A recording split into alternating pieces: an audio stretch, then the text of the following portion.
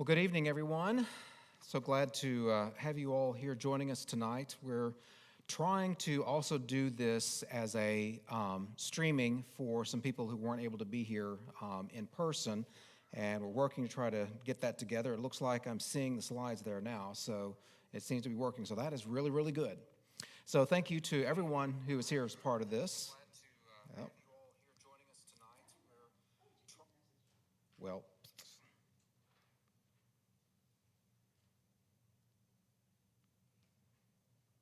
okay.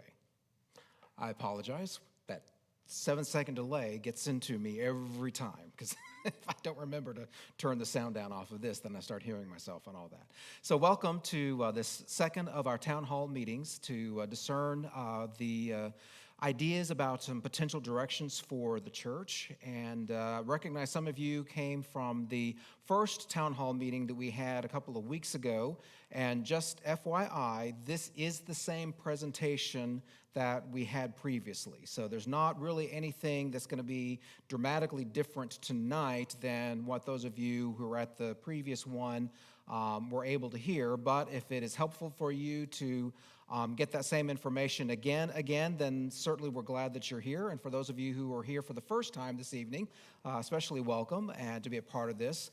The way that we're going to be doing is I'm going to be presenting to you some information about where the United Methodist Church has been, where it currently is, and then what are the possibilities of what Mount Moriah could choose if it were to do so in leaving the United Methodist Church. And so this is going to try to help set the context for what's been happening in the UMC with an eye towards helping the congregation discern your place, what your options are that are available to you in either remaining UMC or in potentially departing from the denomination.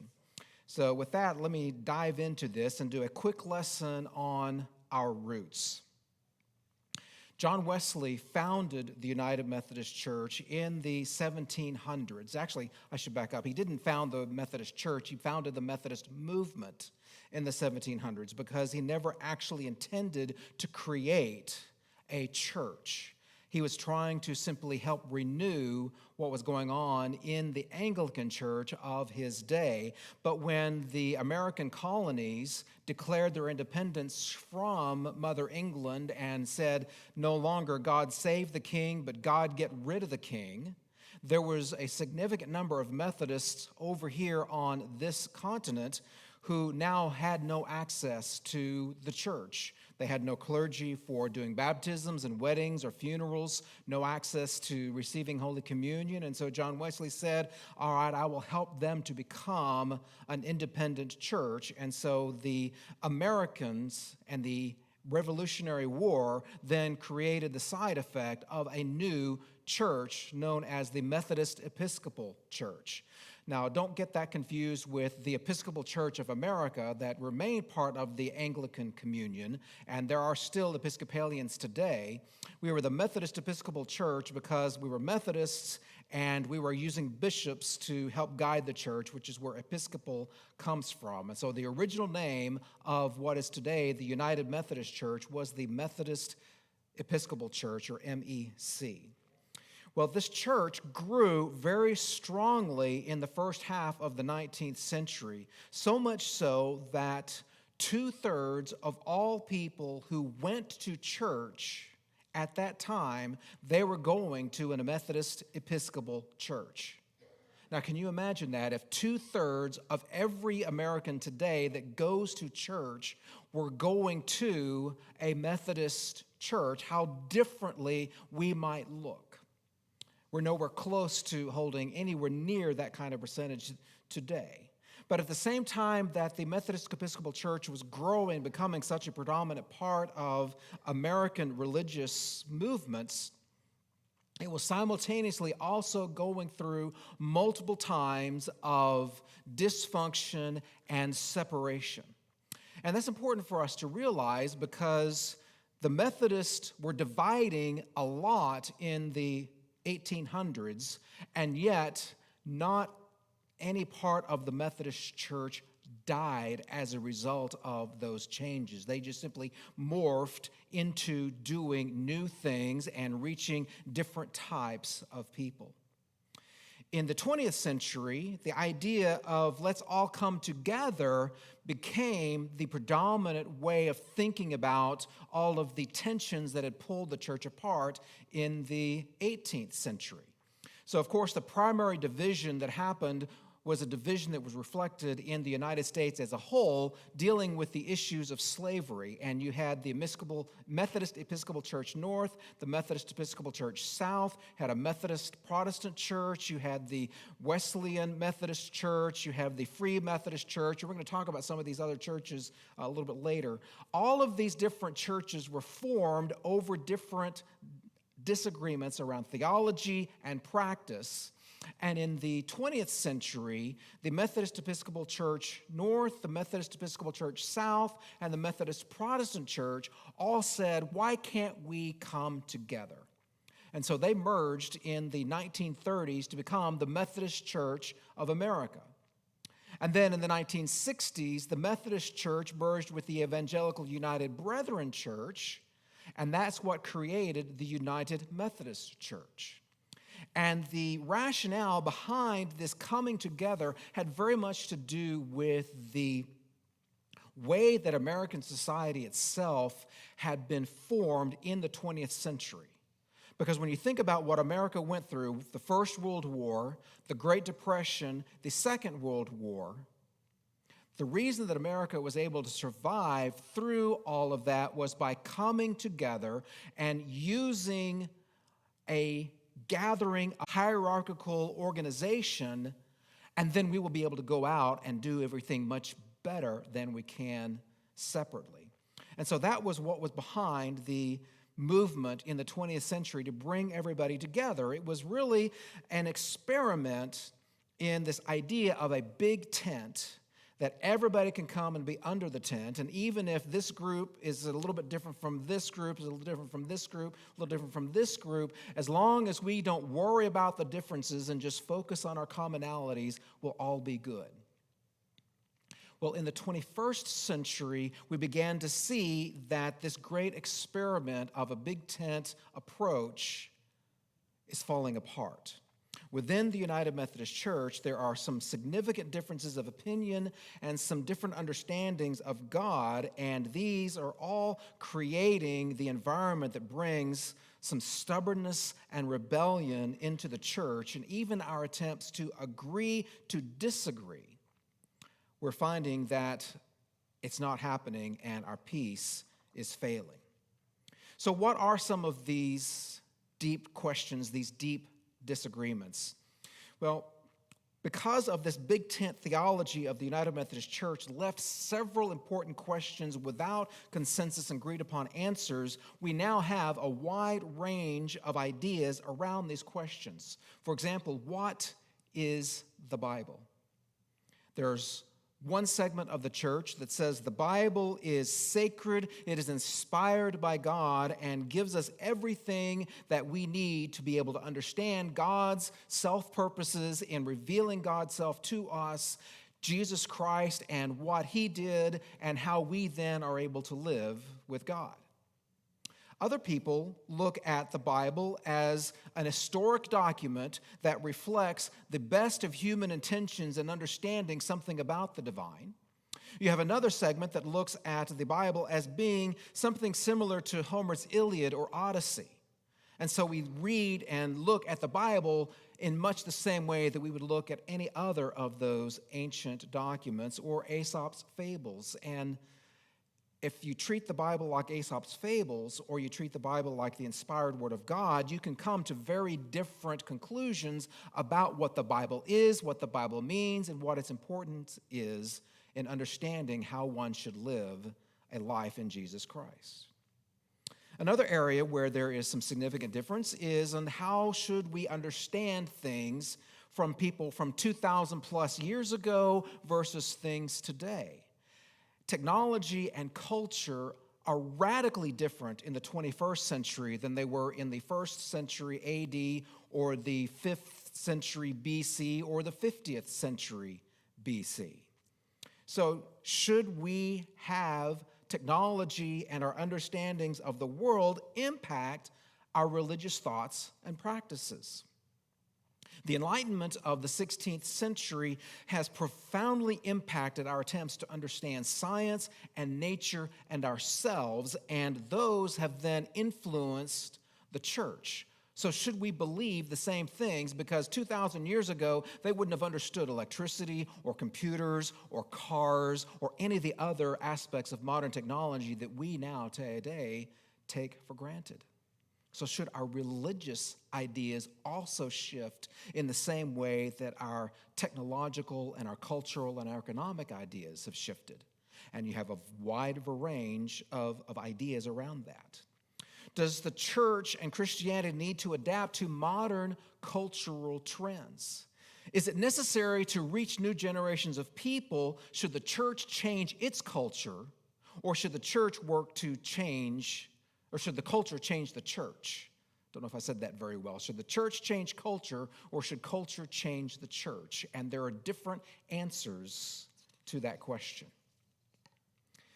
What's underwriting all of these deep questions and deep disagreements is the question of, where does our moral authority come from? Is moral authority something that's found in a religious orientation, or is it found somewhere else? If it's from a religious perspective, then the moral authority is starting from outside of ourselves and is focused on what is best for everyone. So from a religious perspective, God is the source of moral authority, and God's moral authority is given to humanity for us to exercise it together so that all of us together can have the best potential experience of what life is supposed to be about. Emotivism is a different way of understanding moral authority, and this means that moral authority starts from inside of ourselves, and then something is right or wrong because it feels right or wrong. That's why it's emotive. It is based on one's emotions. And therefore, the moral authority says it becomes all about what I think, what I need, and it's about self-fulfillment rather than about the good of the community. And so these two perspectives are inherently in conflict with one another. And we see them both being expressed and reflected within the United Methodist Church, and this has been part of the fighting that's been happening ever since the United Methodist Church was created 50-odd years ago. So this conflict, most of the time, has been expressed not in the local church, but at the general conference level of the United Methodist Church. In fact, we've had 50 years of controversy between the traditional religious approach and the progressive emotive approach. And homosexuality has been the leading predominant battleground for the changes happening around us, because this is something that's visible, it's documentable, and it's personal. But Methodist leaders began to embrace emotivism over their religious roots more than 100 years ago. And by the time we got to the 1960s and the sexual revolution, most Methodists no longer had a robust enough biblical background to be able to compare the direction of the church and the larger culture around them. So the arguments for homosexuality are emotional based. And when the changes within the larger culture weren't happening inside the United Methodist Church, the emotions for those who wanted to change became increasingly negative and violent against the system. So what we see are decades of frustration that are spilling out now, and the intensity has risen exponentially since 2016. 2016 was a very hard general conference to experience, and it was so much so that they finally decided to call a special session of the general conference in 2019 specifically to reach a decision around human sexuality. This was going to be the final decision, and whatever was decided at the general conference 2019 was going to be the way that the United Methodist Church would move past the conflict. Well, there were 3 plans that were going to be voted upon. These plans were divided into several legislative bundles in order for them to accurately deal with all the various sections of the discipline. If you've ever seen the book of discipline, it's a book that's about this thick, and it has so much in it, and in so many ways it's interrelated and interconnected that when they brought these different plans for a vote, they were put together in bundles. So there was this bundle, and then there was this bundle, and then this bundle, and this bundle. And you would have to pass all of those subsequent bundles in order for any one of these plans to become the fully realized plan for how the church was going to move forward. Well, of these 3 plans, 2 of them would have provided for some version of acceptance of homosexuality, and 1 plan would not.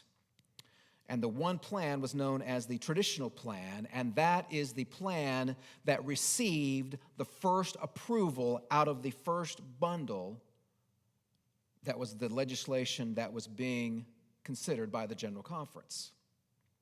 Now, once that vote took place and the traditional plan received the higher number of votes, I put 1 in quotes because it then turned into chaos and bedlam at that General Conference. And for the rest of their time together, it turned into bickering and fighting and name-calling. I mean, it was ugly. It was one of the worst expressions of non-Christ-like behavior by people claiming to be Christian than I've ever seen. I only saw the online version. People that I've talked to who were there in person said it was even worse in person than anything that we saw on the live stream. So with all of that fighting and all that bickering, the people who were against the traditional plan then did everything they could to frustrate the rest of the legislative process, the rules of order, and delaying the voting so that not all parts of the plan were able to be voted upon.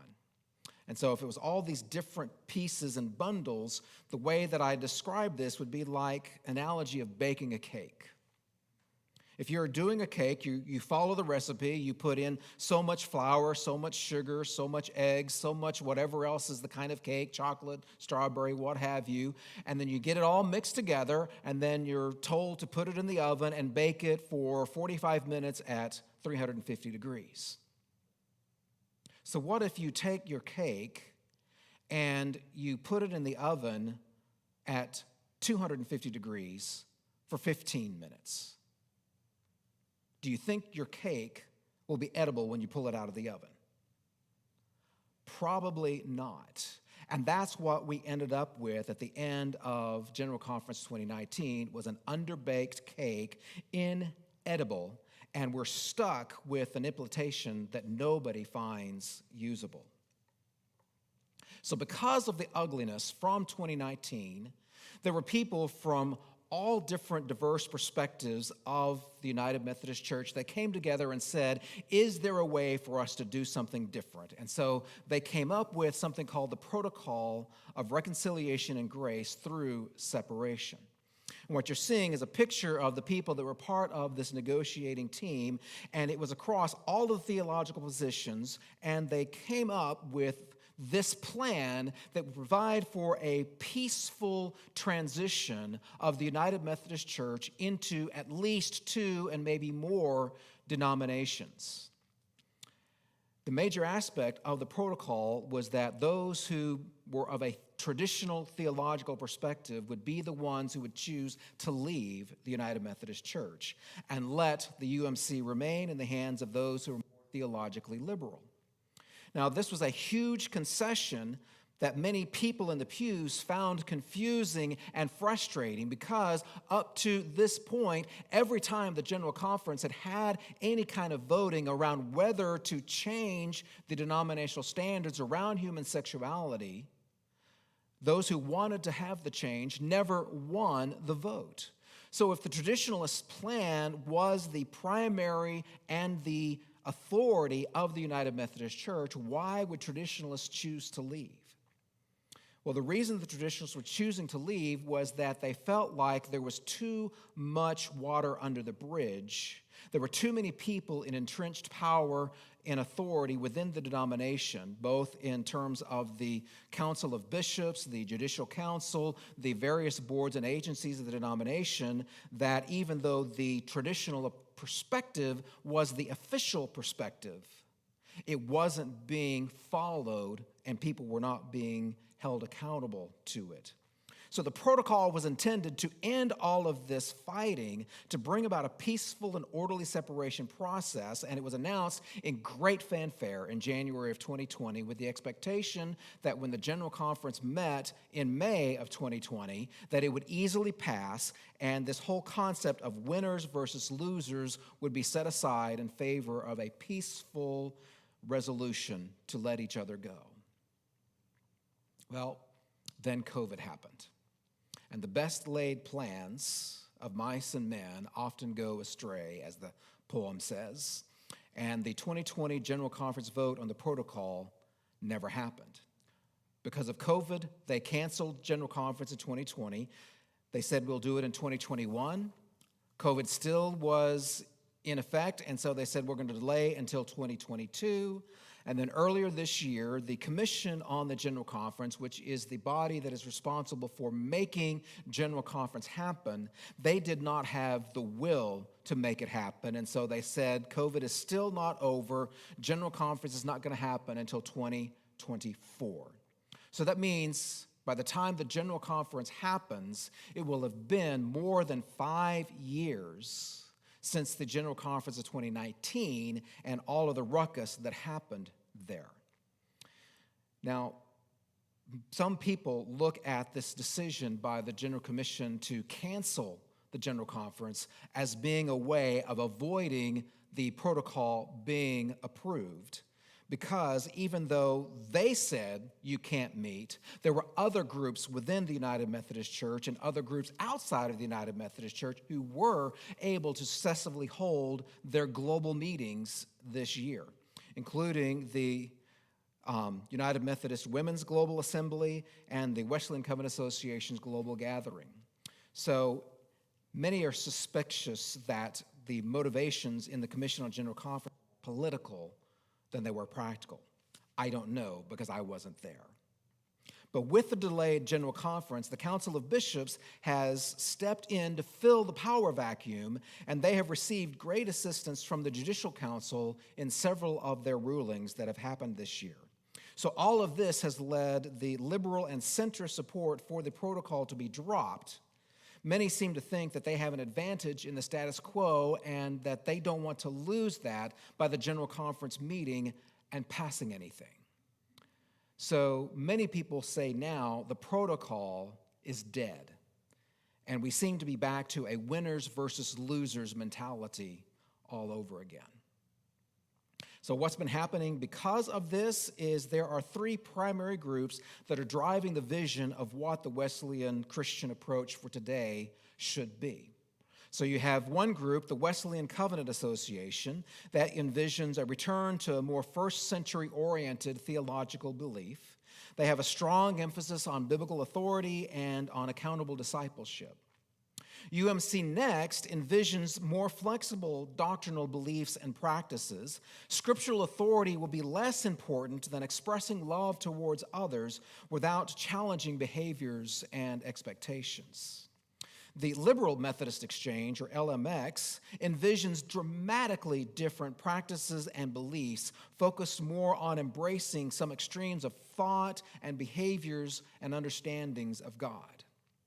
And the more these groups describe what their expectations are of moving forward as Methodists, the more clearly it is seen that their visions are incompatible with one another.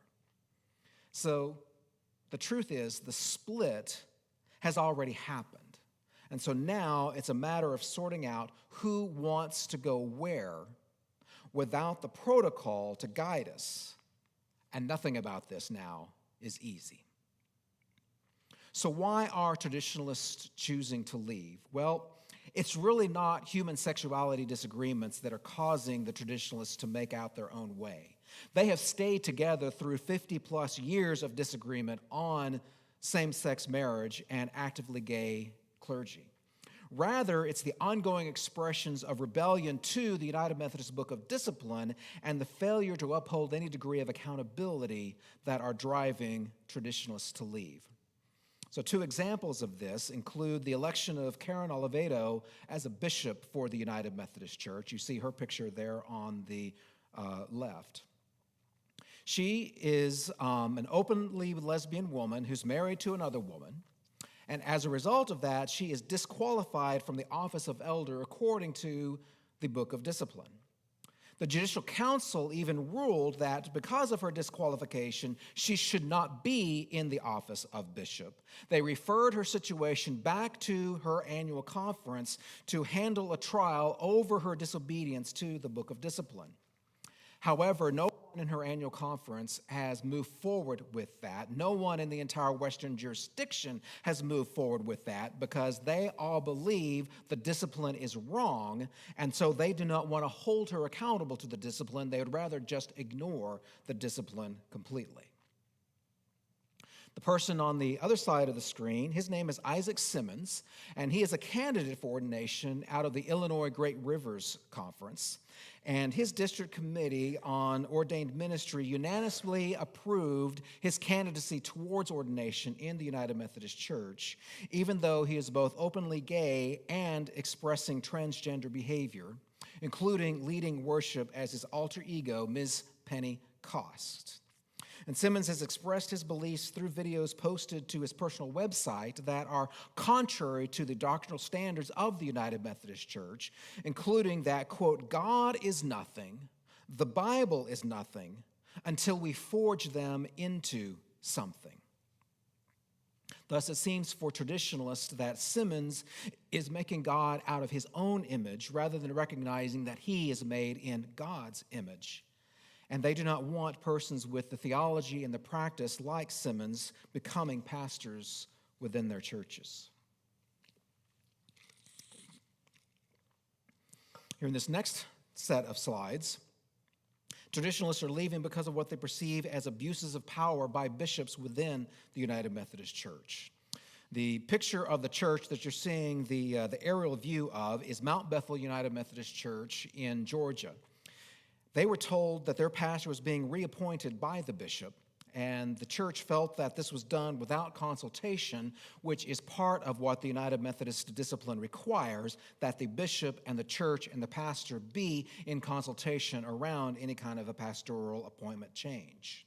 So the pastor was pressured to either accept a new appointment or resign his credentials. The pastor chose to resign, and then the church rehired him as a lay preacher. Then the bishop and the conference board of trustees moved to declare exigent circumstances, and they seized the church's assets. Now, Mount Bethel has several thousands of members. It has a full preschool through 12th grade school attached to it, and there are multiple millions of dollars of assets and property that are at stake here. And legal battles ensued between the conference and the congregation, and they finally reached a settlement earlier this summer. Mount Bethel is leaving, but it's costing them $13 million to do so. In other conferences, bishops have removed Korean American pastors from their appointments without consultation. This has happened both in the Northeast and in the Far West. Several of these reappointments appear to be punitive because they've moved a pastor from the largest church in the conference to one of the smallest because he was a vocal supporter of the WCA. And congregants from the affected churches began holding protests outside of conference offices as a result. So traditionalists don't want to be caught up in more of these kinds of confrontations. So why split now? Well, people are tired of the tensions. They're tired of the fighting, and we've quit even trying to hold one another together in love. One definition of insanity is trying to do the same thing over and over again, but expecting different results. After 50 more years, people are saying, let's stop the insanity. So the UMC is no longer governable or amenable to itself. Many are refusing to abide by our own rules. The theological differences can no longer be minimized, and the institutional effectiveness of the church has been fatally compromised. So by making a decision and moving forward, everyone can try to experience something new. Maybe give God a chance to work instead of us thinking that we have to do all the work ourselves. So how can traditionalists leave? Well, there are various ways. The primary one is something known as disaffiliation, and this comes from paragraph 2553 in the Book of Discipline. Now, this paragraph is part of the half-baked cake known as the 2019 special session of the General Conference. This paragraph was not part of the traditionalist plan, but it was approved by amendment during that session of the General Conference. And this paragraph sets the floor for congregations to leave.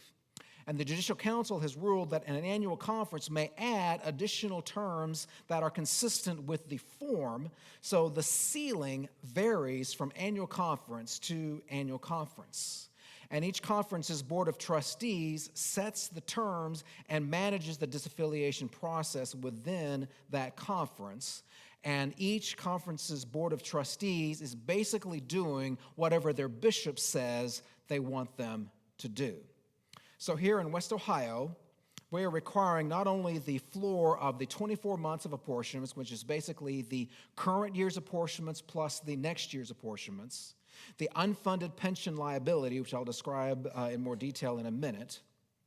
The West Ohio Conference is also requiring repayments of conference or district mission grants that have been given out since 2019 that are cumulative of $20,000 or more. Those must be repaid.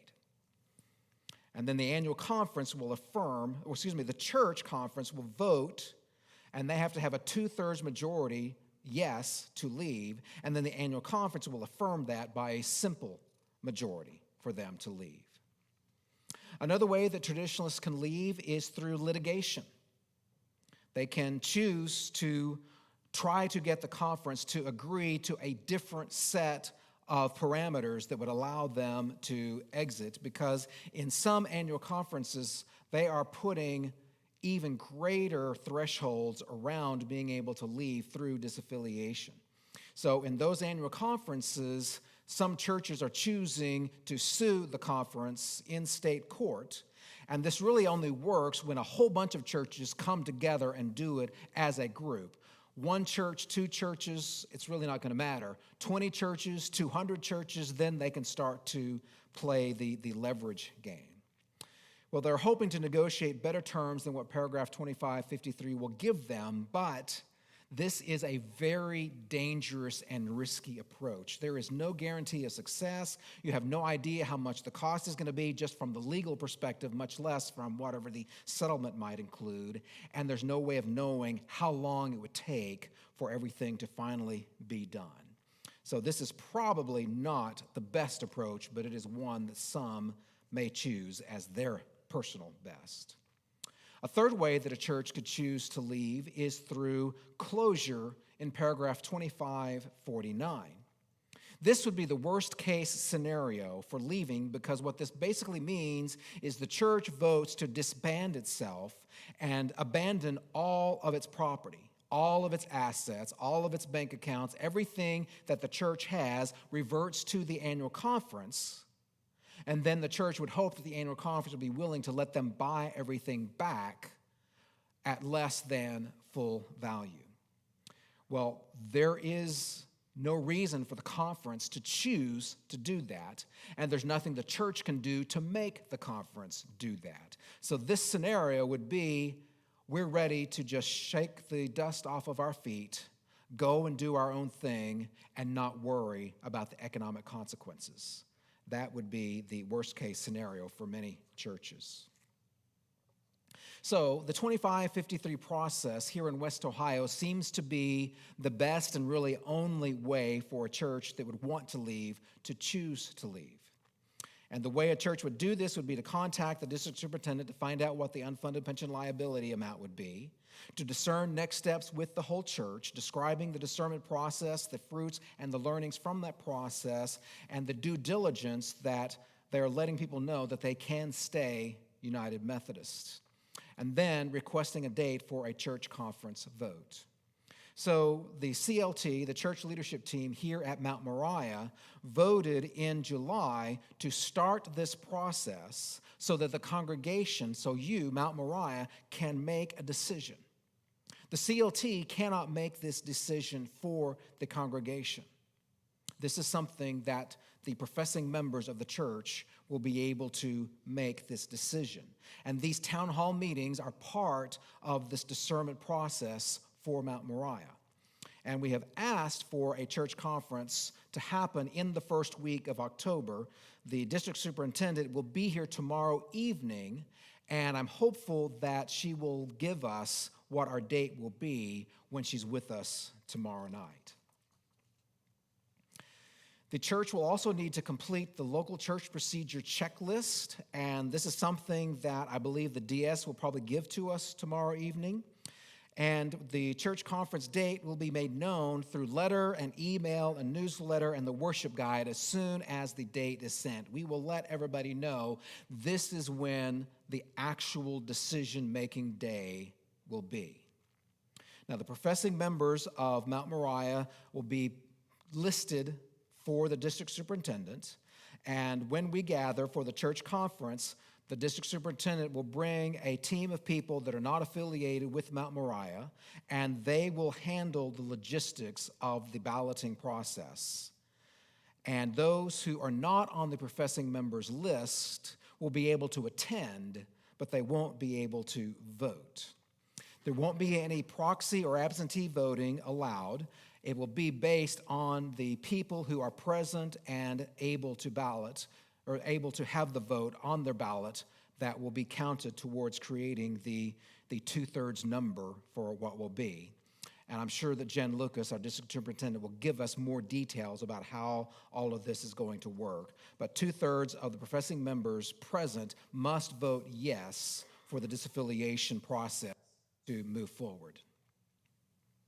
If the church votes yes to disaffiliate, then the next thing that would happen is November 19th, there's going to be a special session of the annual conference to act on all the disaffiliations that are being done in the West Ohio Conference. And the local church has to get everything ready by October 31st in order for them to be on the November 19th special session.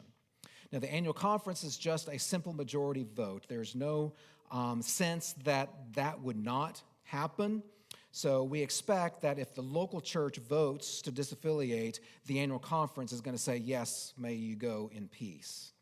And disaffiliating churches will then be told when they must make all of their payments, when all of the legal documents will be signed, and you can think of this as similar to when you go to a closing when you're buying a house. Everything will happen, and then that will be the official end of the process.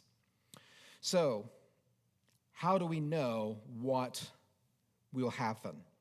Well, the big unknowns are the actual amounts that are required for the pension liability. The way the pension liability works is WestPath, which is the organization that manages all of the pension and health benefits for the United Methodist Church worldwide. They do a forecasting process that looks at what would be the absolute most amount of money that would be needed in order to deal with clergy pensions. And so what that means is what happens if every retired clergy lives much longer than what the mortuality, is that the right word, tables indicate. And so everybody lives to be 120. And then their surviving spouses also live to be 120. And so they would be paying out the defined contribution portion of their pensions for much, much longer than what a regular forecast would include. So that is the biggest pot of money that would possibly be necessary. Then on the other side, they're looking at what would be the least amount of money that we might have available to pay all of that over here. So what happens if the economy crumbles, if the stock market crashes, if bonds are no longer safe investments? Then the gap between the least amount of money needed, the most amount of money to be spent, what is the gap? That is the unfunded pension liability. Now, in normal circumstances, all this is a forecasting tool to help Westpath have a sense of what they may or may not need to do at some point in the future.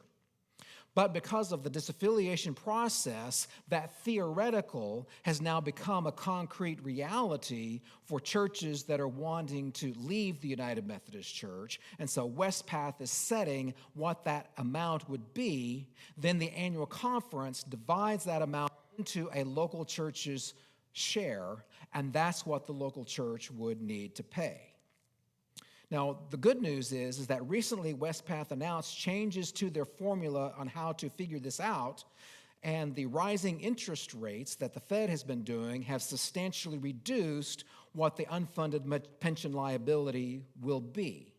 Now, we don't know what the actual number will be yet, but we're hopeful that this will be announced at the beginning of October so that by the time Mount Moriah has its actual disaffiliation vote, we will know what Mount Moriah's portion will be. We also don't know what is the actual date for when churches will be officially done with their disaffiliation. Many churches are hoping that it will be December 31st so that they can end 2022 as UMC and begin 2021 outside of the UMC, but we don't know if that's going to be the actual date or not. What we do know is that disaffiliation under 2553 is the only realistic means of exit available to churches who want to exit, and the ability to use this process will expire on December 31st, 2023. So if a church chooses not to do it this year, and they choose not to do it next year, then there may not be any opportunity to do it in any subsequent year. So that's why there's a sense of urgency around disaffiliation at the local church level today. So with all of this talk about the potential of leaving, will leaving make our church better? Well, if all the church does is switch the name on the sign, then no, nothing will be better. It's not about the name on the church sign. It's about the commitment of the people in the church itself. If we are growing deeper in our relationship with Jesus Christ, if we create more commitment to witnessing to our community and lovingly invite others into the faith with Jesus Christ, if in short we put everything about ourselves on the line for Jesus, that will make our church better, not changing the name. So what happens if the vote doesn't reach the 2/3 required to leave? It's possible that the church could have a majority to leave, but would still fail if it doesn't reach that 2/3 level of support. And if that happens, then Mount Moriah will stay in the United Methodist Church, and we will continue our commitment to Jesus and the community. Now, clergy decisions are in a separate path from church decisions, so I will still have to make my own choice as to what I plan to do. And I am committed to assisting the church in reaching its preferred destination.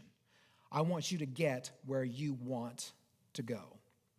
But I do think it's important for me to be honest and say that ultimately I do not intend to remain United Methodist.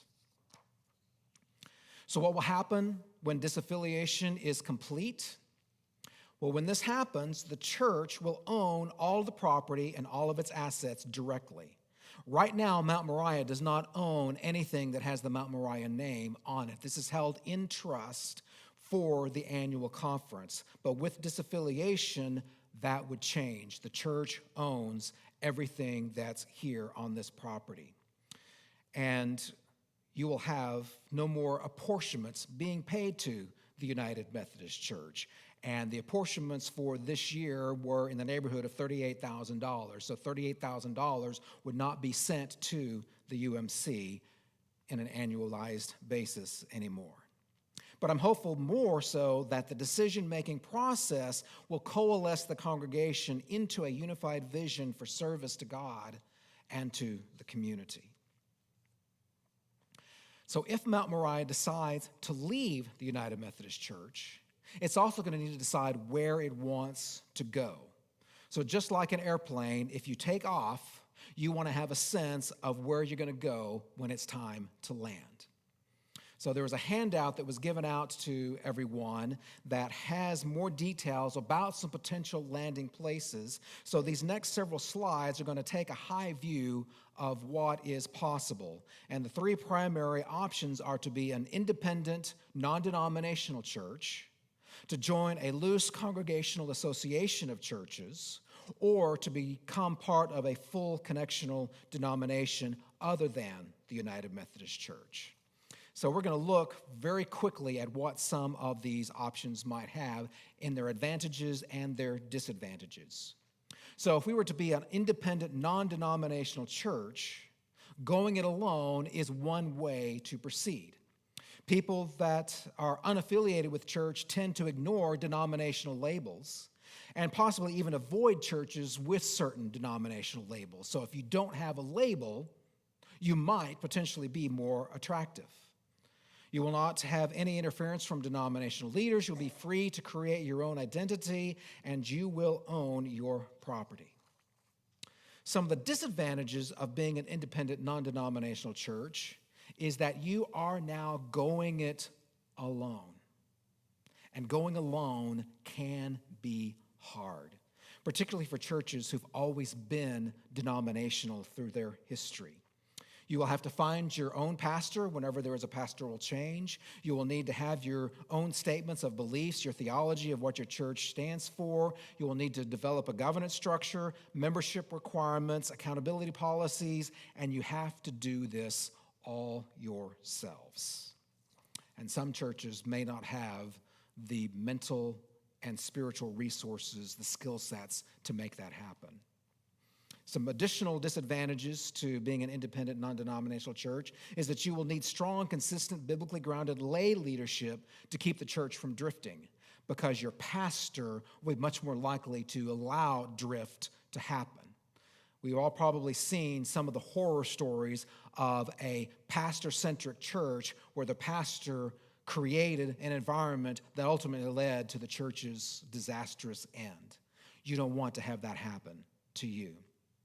For churches coming from a Wesleyan background, being independent is really not part of our culture. In fact, John Wesley himself believed so strongly in the congregational process that he built his entire system of faith development around the idea of connection. So another option would be to become a part of an association of independent Methodists, or a loose confederation, which the Association of Independent Methodists is one of. This group was founded in 1965. They have about 40 churches, 3,000 to 4,000 members as of 2019. Now, the advantage of being in this group is you will own your property. There is no trust clause. You will have smaller apportionments, and AIM, as they are known, is trying to be the best of Wesleyan connection and independence. But honestly, I'm not sure if there is a best in this combination, which is why they're so small, even though they're technically older than the United Methodist Church itself. The disadvantages of the Association of Independent Methodists include many of the same things that being a completely independent church would be. You have to find your pastor. You need the consistent, biblically grounded lay leadership. It's very small. There's only one church in Ohio in this group. There's very little diversity of membership, and they have a fundamentalist orientation. While most of us here at Mount Moriah believe the Bible is trustworthy and inspired by God, we aren't strict fundamentalists, and so this might be an even more difficult transition than just staying in the UMC. Another group that is the quasi-group is the Congregational Methodist Church. This is quite small, even though it is 170 years old. It's another version of together but separate. The advantages are much the same as the previous. The disadvantages are much the same as the previous. Go ahead and show those next two slides, Tina. Personally, I think Congregational and Methodist are an oxymoron. So what about a church of full connection? This would be more in our Wesleyan heritage, and there are some names of churches that you might recognize. First one is the Church of the Nazarene. This church was founded in 1908, is part of what's known as the Wesleyan Holiness Movement. Most Nazarene congregations are quite small. There's one up on Clough Pike, another on Highway 125 going towards Amelia. There are a few mega churches. There's one up in Westchester, and there's another one up in Grove City near Columbus. They are an established denomination, and their orientation is traditional and orthodox in theology and practice. So joining the Nazarenes would give us potential stability in terms of structure and resources. Some of the disadvantages is that the Nazarene Church does have a trust clause. So Mount Moriah would be basically giving their property back into another denomination's control after working so hard to gain the property. This might become a non-starter for you. There will have large apportionments, between 10 and 15% of the church's income would go towards that. But the biggest concern is that the Nazarene Church may be about 10 to 15 years behind the UMC in terms of dealing with their theological controversies. And so it could be that if Mount Moriah joined the Church of the Nazarene in a decade or two, we would be looking at the exact same situation that we've been in as the UMC. You might not want that to happen either. The Wesleyan Church was founded in 1843. This is also a church out of the Wesleyan Holiness Movement. They broke away from the Methodist Episcopal Church over issues of theology and behavioral expectations. They have more demands of personal restraints around what were the most prominent perceived sins of the day: drinking, dancing, and gambling, as well as demanding an end to slavery. As of now, they have about 1,600 churches, 150,000 members in the U.S. There are 16 Wesleyan churches in Ohio. All of them are in Columbus or points north from there. Advantages of the Wesleyan Church: again, they are a well-established denomination. They would offer some somewhat familiar worship patterns, beliefs, and practices from what we've been using. They would allow us to be part of the denomination that has no current presence in our area, so there'd be little encroachment on existing congregations. And they do have some strong institutions, most noticeably Indiana Wesleyan University, which actually has classes here in the greater Cincinnati area. Some disadvantages to the Wesleyan Church is, again, we would be subject to the trust clause. There are large apportionments, put us back into the same similar demands for property ownership and apportionments. Would be a very different denominational leadership structure. This is what we mean by the polity being unfamiliar for us, polity being how we're organized to get things done. And they still have a very strong anti-alcohol culture that may or may not be a problem for lay people and clergy to join them. The Free Methodist Church was founded in 1860. It also was a split from the Methodist Episcopal Church. There are 36 of them in Ohio. Their advantages are much the same mix of familiar and unfamiliar for worship and practice. They are the one denomination that has actually gone out to actively recruit congregations that had been UM that might want to join into the Free Methodists. The disadvantages to the Free Methodist Church are, again, subject to the trust clause, large apportionments, same things that the other connectional churches could be for reasons against joining. Finally, the Global Methodist Church. This was a church that is brand new this year, launched just a few months ago, May 1st of 2022. But already in that time frame, there are churches from Eastern Europe and the United States that are already part of the Global Methodist Church. More churches are joining this fall and next year and beyond. The Global Methodist Church is also working to start new churches. Now, it's important to note that the Global Methodist Church is still in a formational process. Jeff Greenway from Reynoldsburg has likened it to building an airplane while it's flying through the air. The GMC is focused on trying to be what its leaders perceive to be the best of UMC doctrine and practice, but without repeating what they see as the mistakes of organization and function and failed accountability that have been plaguing the United Methodist Church. The advantages of the Global Methodist Church is that there would be no trust clause. It is a Wesleyan Methodist reboot, and they are trying to help the church be the best that it can be and propose it to become a collection of the committed over a coercion of the contained. They will have a familiar church culture, theology, and worship practices and polity. You would be able to leave the Global Methodist Church anytime if the denomination should not prove to be viable, because you will still own all of your property and assets, and the Global Methodist Church has not made any specific statements around the use of alcohol. Now, some disadvantages to the GMC. Again, this is a new denomination. It is not fully formed, which means it's going to be in a state of tremendous flux for the next several years.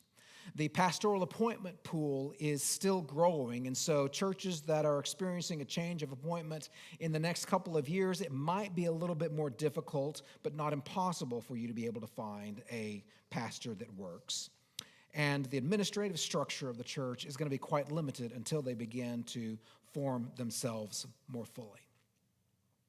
So when the church leadership team came together and reviewed these various options, they came to recommend that if Mount Moriah chooses to disaffiliate, now again, let me emphasize, if Mount Moriah chooses to disaffiliate, that's part one of the question. Then, if so, to join the Global Methodist Church. The rationale for this is that Global Methodism will preserve most of what the church cherishes about our denominational heritage. It will be in the best position to move us forward with resources and a focus on local ministry. Mount Moriah will retain ownership of all of its property and will be able to participate in the formation of a new denomination. We will literally be in the history-making, societal transforming opportunity that this church represents. So how can you stay informed about what's been happening in the fullness of the denomination and all that's going on with us? Well, go to peopleneedjesus.net and click on the Fallout Compendium. This is an online resource that's being managed by Chris Ritter, and he is linking every article, every blog, every tweet about the dispute in the United Methodist Church. It is a one-stop shop to keep up with everything. So he's getting everything from every perspective, from the most liberal on the one end to the most conservative on the other, and everything in between. And he is trying to keep that as updated as he possibly can. So now it's your turn. What questions or comments do you have? And because we're doing this online, wanting people to be able to participate in this, those of you that have questions in the room, we have a microphone. We'll ask you to wait to get the mic so that the folks online will be able to hear you as you ask that question. So if you've got a question, Jim is here on one side, Candy on the other. Just raise your hand and they'll bring you the mic.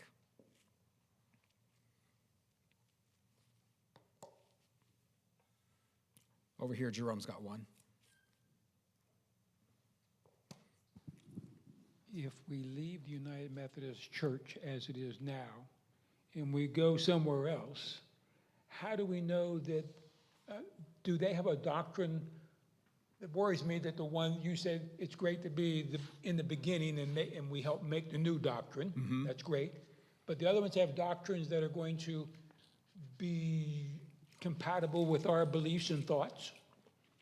If you're referring to the Global Methodist Church, they have what is known as their transitional book of doctrines and discipline that is functioning as the organizational resource until they have their convening conference that will then set the more permanent version of their book of discipline.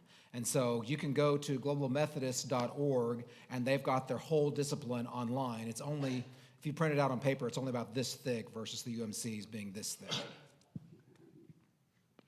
You know, we're kind of conservative, which is the community. Some liberal churches will be leaving the United Methodist also. That is a and they'll possibility, be looking yes. for places to go. Mm-hmm. What keeps them from joining, enough of them joining one of these and taking it over and changing the doctrine, which would not be to our liking? That danger is theoretically there. Most people that would want to join the Global Methodist Church are going to be coming from a more conservative, traditional theological orientation. People of a more liberal perspective are not going to want to be in the Global Methodist Church. There will be an expectation that those who join the Global Methodists will commit to its covenants and belief system, and if you don't commit to that covenant and belief system, then you're better off not to be there. It'd be kind of like, to use a non-religious example, you don't want to go to a Bengals pep rally wearing your Steelers paraphernalia. Okay, Jim has got one here. Calling on me? Yes, you. Yeah. You need to take the microphone so the people can hear you. I didn't want to interrupt anybody. I'm You gonna need go the back to microphone. 19. Were you calling on me? Yes, I was calling on you, Jim, but you need the microphone. Okay. I want to, thank you. I'd like to go back to 1968 for a minute. All right. Merger of UMC and EUB. First, two questions. The first question is, did they have a conference of their own, the EUB? The EUB was its own denomination with its own polity and structure before it merged to the United Methodist Church, yes. So they had a discipline of their own and everything? Yes. Okay. What were the driving factors that caused the two denominations to merge? What were those driving factors? Because I ask, I see no advantages over the last 40 years now. It looks like UMC was a big bully, and we've gone from about 11 million members to 6 million. Now, I don't know if that's whose fault that is. There's a lot of fault, but would we split, would we merge again if we did it again today? Are those tenants still alive? Is the why we merged? I think that you would probably find a variety of answers to the why question of the merger. I was 2.5 years old when it took place, so I can't give you my own personal knowledge of it. From my study of the history, it was very much around more ideas of organization, not of theology, not of anything other than, okay, you used to be German-speaking, we were English-speaking. That was why we never got together 150 years ago. Now you don't do German anymore, so you're very much like us. We're kind of like you, so let's all together and be a happy family. It was more a marriage of convenience than of any driving factor. If I see all the good things about the Global Methodist Church, it would just seem to me that they dovetail with some of the things the EUB stand for. And I didn't see that mentioned anywhere up there. I know because they're not a denomination now, but I just wondered, since the Wesleyan, whatever that is, established the global church already, couldn't the EUB reestablish EUB? UB is already established Well, the EUB... It is. I see, I didn't know that. in Ohio. There are UB, I think there's... Hang on, hold on. We need to get the microphone to you so that you can be heard from the online. The UB church is still in existence. There's at least 2 or 3 congregations within 50 miles of here.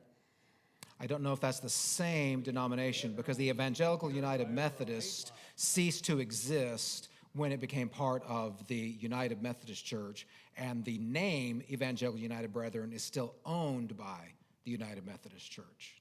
Jeff, I see you had a hand up. Yeah, I don't know, you hear me? Mm-hmm. Okay.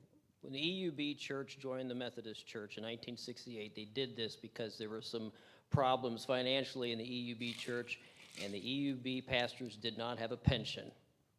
And these two churches came together so that the EUB Church could provide a pension for its pastors.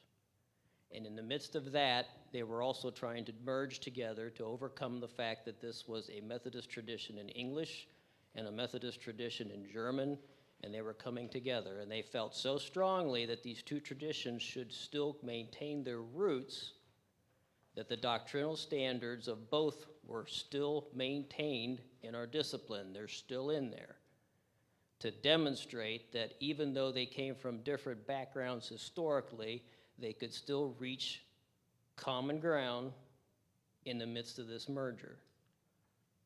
And I know this because my dad was not ordained a United Methodist pastor. He was ordained a Methodist pastor, and he was there when these two churches came together. And that's why these two churches came together. And it was put together that way to create what we're calling the big umbrella perspective, to show how these two traditions could still operate together and maintain their historical backgrounds and yet still be a new church. That's where that came from. You're right, the EUB Church does not exist anymore as an EUB Church. It is absorbed into the United Methodist Church. Oh, thank you, Jeff. Appreciate that additional perspective. Yeah, Connie. Just first of all, the Nazarene Church isn't that far away. I have family members. They're already in conversation. The conversations have already started, so you're looking at 5 to 7 years more than you are 10 to 15. So they're almost where we're at now. Okay. Just so you know. I think I just have a couple of questions. First of all, professing membership. Do we know that what we have is a current professing membership? Does everybody who thinks they're a member, are they a member? How can we make sure that that is in place? Because, I mean, obviously that's a big factor when you sit down for a 2/3 vote. Yeah. We are maintaining our database, and we mailed a little over 200. I have to check with Charlotte what the final number was. I think it was like 203 packets to professing members, and another 30-odd to regular participants who are not members currently, but inviting them, if they want to become members before we reach this decision point, that they are being given the opportunity to do so, which we will be helping them to make that happen next month. And so that is the list that we're working with to give to Jen Lucas to be able to identify who the people are that will be able to make that vote. Okay, and it's not going to be an issue with the conference. These people that are possibly coming in as new members next month, the conference is not going to have a problem with people coming in as new members voting? As long as we go through the appropriate process to have them join as members, then no, they will not have any issues. Okay, then just one other question, baptism. We leave the United Methodist Conference. We go to another denomination, we go to a non-denomination, whatever we do. Are we going to have to go through baptism again? No. That's an easy, short answer. Any questions on this side of the room? Yeah, over here. Jim, go to Jim.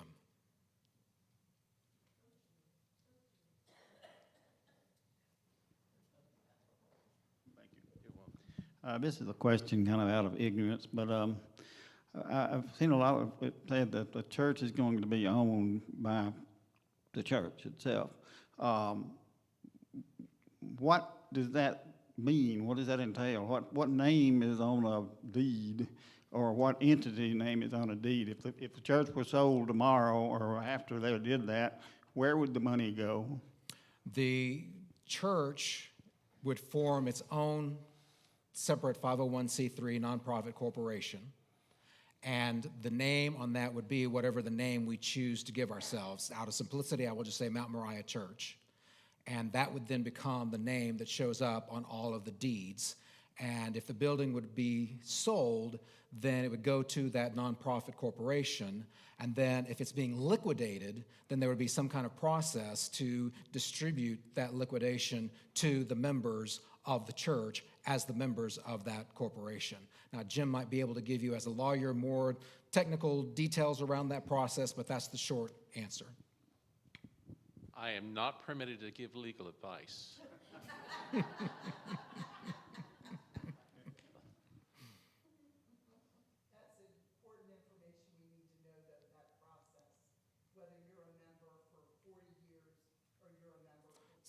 So the microphone needs to be given to Kim. Kim is saying it's important information for someone who's been a member for 40 years or for 4 months. I just want to make sure that our online folks are able to hear that. Is there anything else you wanted to add? I'm just saying that you're saying I'm not going to give any legal advice, but those are the information that we need to know when you're saying we're going to own the assets. Who's going to make decisions on those assets? Is that going to be our church leadership team? Is it the pastor? Is it the treasurer? Is it the finance chair? Who will have that information? And how will that be shared with the congregation? The way I would anticipate this working, if the church were to be in a situation where it was looking to sell property, that we would go through a similar process to what we have now, which would be to call a church conference around that decision. So it would not be one person's decision or 3 people's decision being able to decide for everybody else. It would be a congregational decision. We would have to come up with the consensus among us, just as we are for this decision process that we're going through now. A question over here on this side, Candy?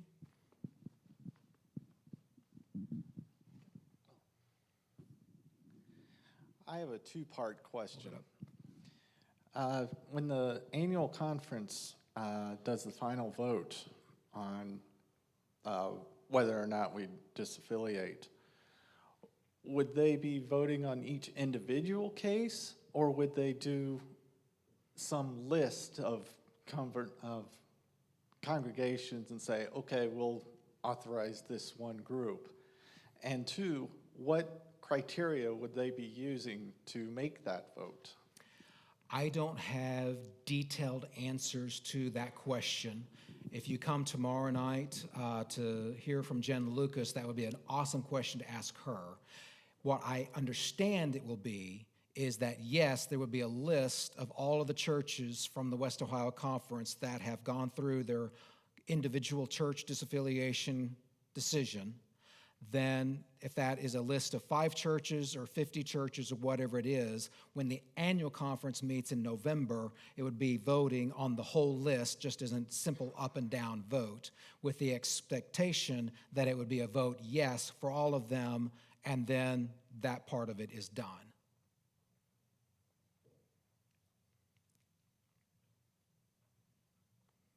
Back to Jeff again.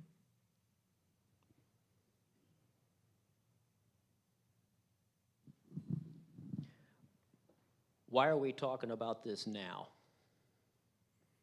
Help me with which this are you responding to? Number one, let me finish. My question is generated out of the fact that if it's this big of a question that needs to involve the congregation, we should have been talking about this about 2 or 3 months ago. Because right now, we've been told we got to decide on this in August to have a meeting in October so that we can have it done by November. Now, the disaffiliation paragraph expires on December 31st next year. So I'm not sure why we're basically said we got to make up our mind in 30 days, which is the impression that I got when I got my packet. Okay. And everybody that's sitting in this room, when we joined the church by either baptism, confirmation, or profession, we agreed to support what church? The United Methodist Church, with our prayers, our presence, our gifts, and our service. And I'm questioning why we're doing this now. And that's my basic question. Because in addition to that, we still have a year. So I'm wondering why we're not starting this now to decide on this next year, why we're doing this now and in this manner. I can answer a part of that. Jim, I don't know if you want to describe a little bit about the CLT part of this after I explain a little bit more just to help guide this. Part of the reason why now is that up until this spring, April, May timeframe, there was the expectation that there was going to be a general conference happening basically next week. No, right now. It would be happening right now. And when that option got taken away by the Commission on the General Conference, and then the Global Methodist Church was formed in May, immediately after that decision of not holding General Conference, then a disaffiliation under paragraph 2553, pretty much the one and only game in town, and nobody even knew that that was going to be the only game to play. And so what happened then between the April-May timeframe and then the church leadership team conversation is to help our CLT become educated about what all was happening here. I would say that as a church, I know in my full time as being the pastor here, I have tried to keep this congregation informed of what was happening at the denominational level, because I can remember doing conversations in preparation for what was happening for 2019, in preparation of what we thought was going to be happening for 2020. And so we've tried to help keep Mount Moriah's people informed of things as they were happening, not because we're trying to force anybody into any kind of decision, but just to help us all know this is what's going on. There are some churches whose pastors are still intentionally keeping their congregation in the dark about everything to do with everything that we've talked about tonight. So I've tried to err on more the openness and giving everybody an opportunity to engage in the process rather than trying to withhold anything. Jim, is there anything you would like to add? I think there's two other things that also went into that decision. First of all, we looked at whether or not there would be another opportunity to leave. What you have to understand is the annual conference is only obligated to meet once a year, and that's in June, so that would be June of 2023. The bishop decided that he would hold a conference in November, and the thought was that we needed to move forward with a decision so that we could try to meet that November deadline. If we do not act now to determine to disaffiliate and we leave that decision until after November, it would be June of 2023 before the annual conference would consider disaffiliation. There is a dire financial consequence to the church if we wait. Part of the disaffiliation process would require the church to pay 24 months of apportionments. And that is looked at as from the date the disaffiliation is approved until the date then 1 year later.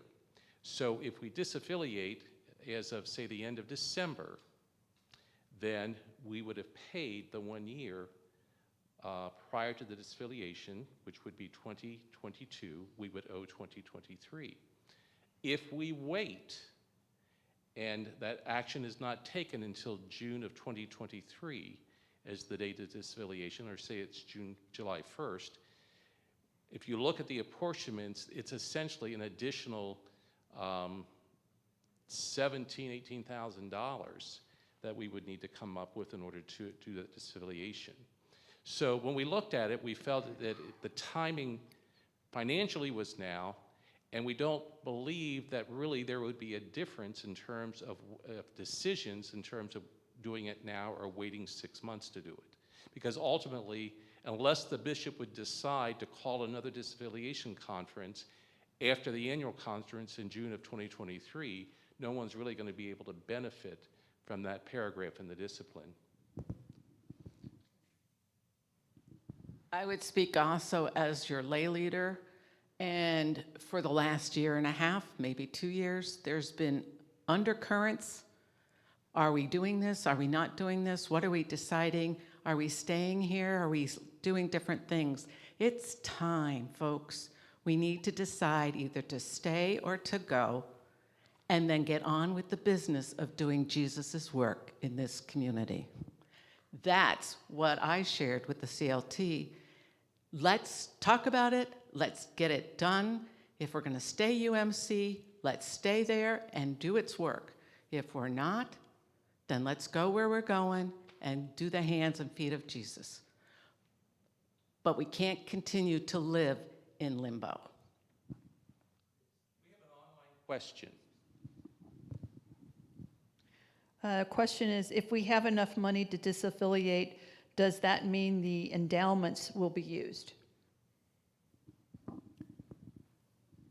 We don't have endowments in the sense of money that has been restricted into certain types of use and only able to draw from the interest earned on that for purposes. What we do have is we have some reserve funds that have put restrictions on them, one of them which was around the idea of building a new building if Mount Moriah were ever to the point of being ready to do so. The person who has agreed to give that money has agreed to have the money used for disaffiliation because there's an expectation that at this point, there's not going to be the need for a new building in the foreseeable future, but there is the need for us to be able to make a determination on what we want to do and how we want to go. So that money has become available to us to make this happen. Dan, is there anything else that you would add to that question's answer? Give it quick, yeah. Jim will give you the microphone so you can do so. Okay, the amount of money that we're talking about that you saw in the packet is in the order of $220,000. $130,000 is what Kerry was just referring to, that the person that gave that money, stipulating for new buildings, said, yes, I'd like to see a clean slate. You can use the money for the disaffiliation. The ARC had accumulated quite a bit of money. COVID was very good to the ARC because every time Becky looked at her email, it seemed like there was another opportunity for a grant. So she'd apply for the grant, and here came some money. So there's about $80,000 available there. Also, due to COVID, we applied for a PPP loan and got a considerable amount of money. That was then forgiven, so that was a grant. Part of that is still available, and I was planning to use that to pay the remaining amount of our apportionments for this year. So by and large, then, it's going toward the disaffiliation if we choose to do that this year. As far as the only other endowment that we have is one for the chapel. The money for that, or any proceeds from that endowment, are designated for maintenance to Wilford Chapel. So there are no other endowments, and what I just told you would cover the amount of money we think we would need to have to disaffiliate.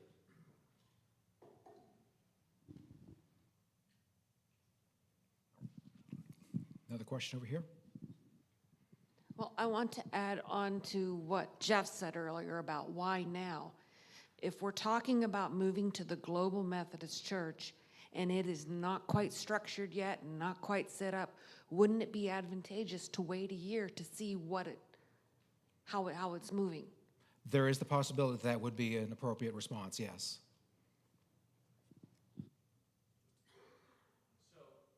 To follow up on that, you could vote to disaffiliate, but then stay as a church, form your own corporation, and you would be an independent church until such time as you chose to join another denomination. Correct.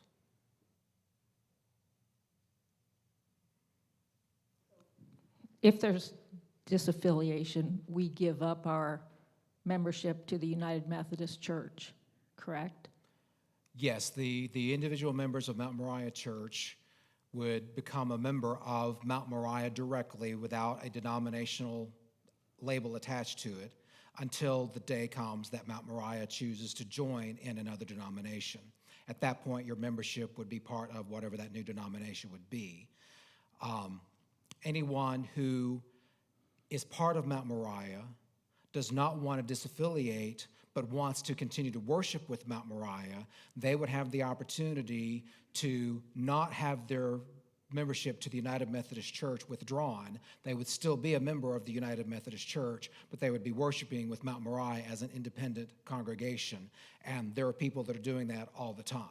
And so someone could still be at Mount Moriah as a United Methodist, even if the church as a whole chose not to do that. That would be up to the individual to express to us that that's what they want to do, and then we would make that appropriate notation in all of our membership records. So you can stay member until there's a chance that there's another vote along the way. Then you'd have to give up your membership, join the membership of the church that you might have to vote with. We're not even going there. I mean, I understand. I just was curious. Yeah, I mean, from an individual's perspective, it really wouldn't be a seamless thing. It would only be if you wanted to be something different than what the church as a whole were doing, that we would then give individual attention to that. Otherwise, the membership of the church would move as a block as each time the church itself made a decision about moving. So decision one is leave UMC, stay UMC. If the decision one is to leave, then the next decision would be what to do next. And so there would be a movement here and then a movement here as each of those decisions are made by the congregation as a whole. Does that help make sense, Alice? Sure. Okay. Yeah, I think so. I was just thinking way down the line. If there was another Sure. vote, you'd have to, whatever. Okay. No, you answered my question. Okay. Thank you. I see Jeff has one more follow-up. Jeff? I think what she's asking is if she wants to remain a United Methodist member and the church votes to disaffiliate, she can remain a United Methodist member, but then she is no longer considered a member of Mount Moriah Church, and she would not be able to participate in the next vote. That is a true statement, yes. I think that's what you're asking. And that's, yeah. Yeah, that is a correct statement.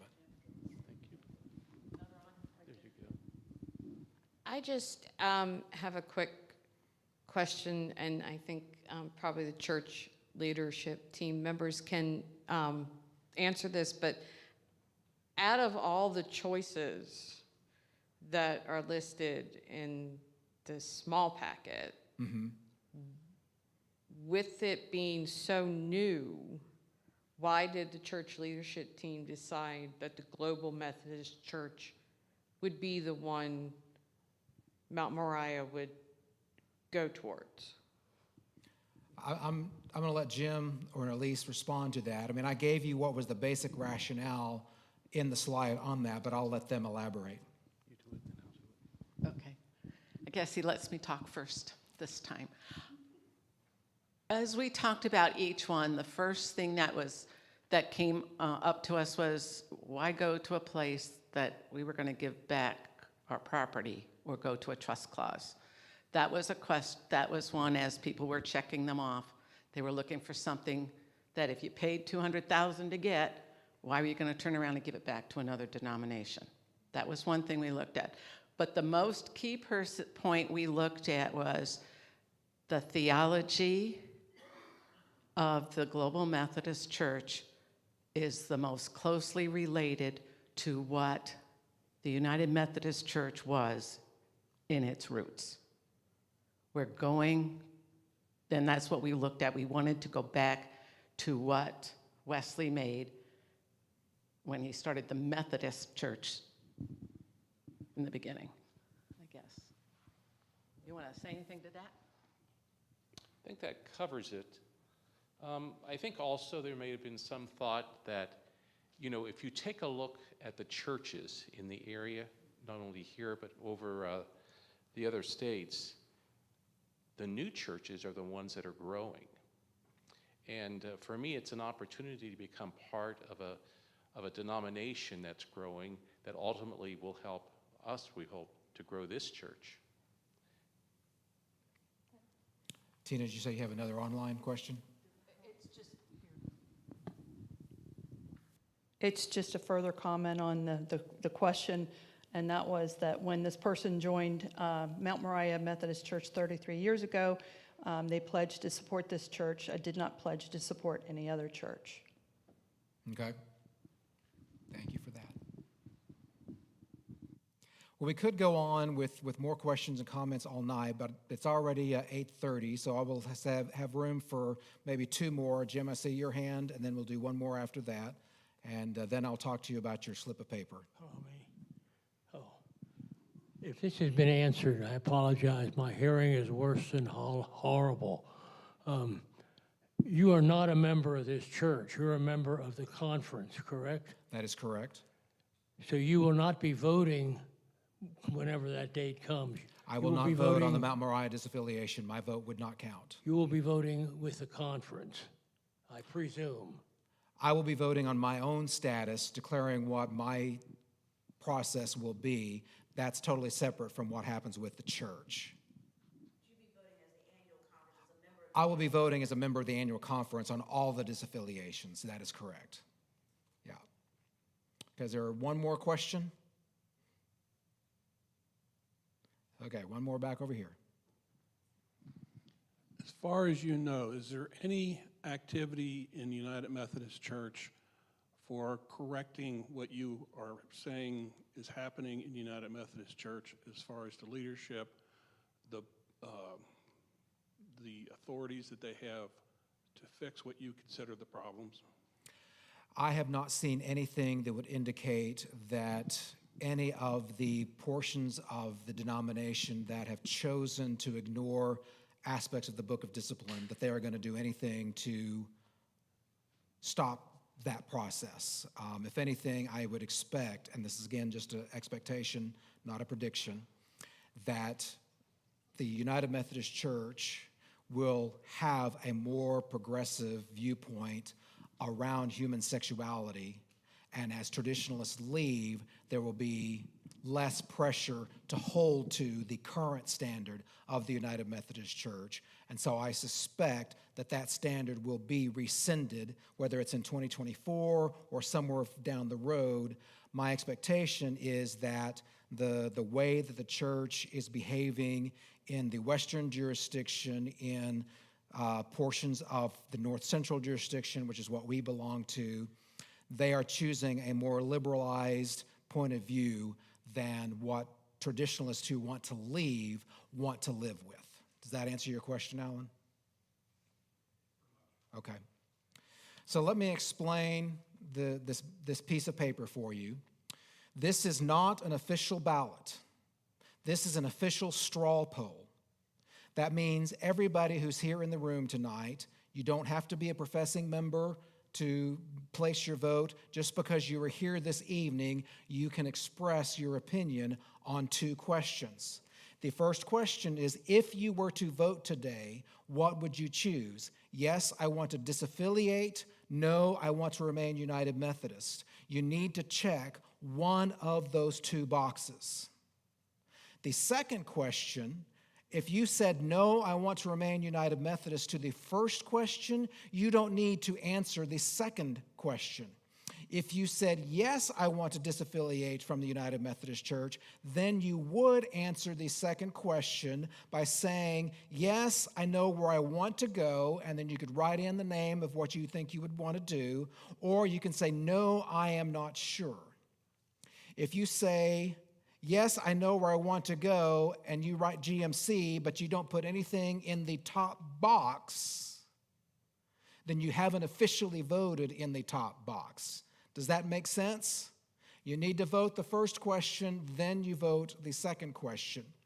If you have more questions that were answered tonight, or if you have comments, then you can use the backside of the ballot to write those things down.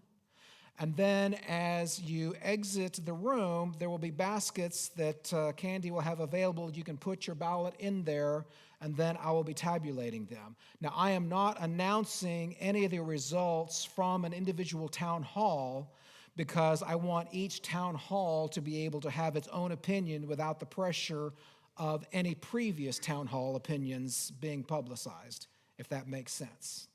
So with that in mind, I would like to close with a word of prayer. Then you can have time to mark your ballots, and then when you're ready to give them to Candy, go ahead and do so, and then you'll be free to leave. Oh, Jim's got a basket as well, so we've got 2 baskets you can use. So let's pause for prayer.